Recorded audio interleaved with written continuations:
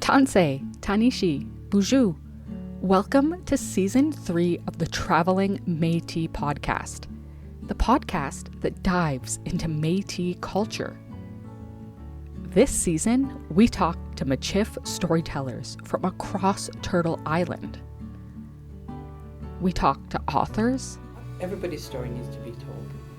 I don't know a lot about my grandparents.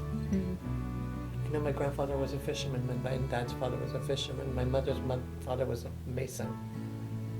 My mom's mom was a midwife. My other grandmother didn't work, raised her children, then raised grandchildren. But I don't know a lot about the personal life. I don't know much else. I don't want my grandchildren or great-grandchildren to not know who I was. I never really saw any Indigenous books when I was a kid, and I feel like the only Indigenous representation I had as a child was like Western movies, which is obviously such poor representation. Filmmakers. If we were truly in control of our image and our stories, it would be everywhere. It would be everywhere. I feel like it's time we start talking with nuance about our histories and even the scarier parts.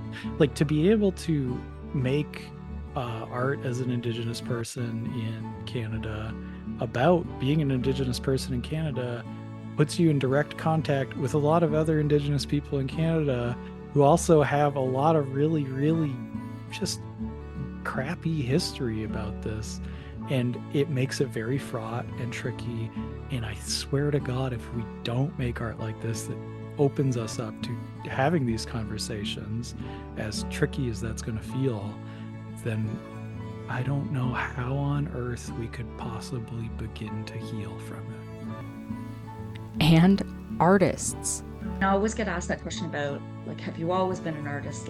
When did you know you were an artist? Those kinds of questions. But I think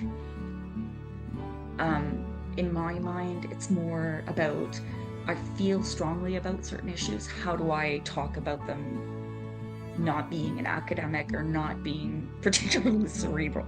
How do you talk about those things and elicit change? It is time to grab your paddle and headphones and hop into your canoe, because we are heading down the river for a brand new season of the Travelling Metis podcast. Remember to like and subscribe so you don't miss an episode.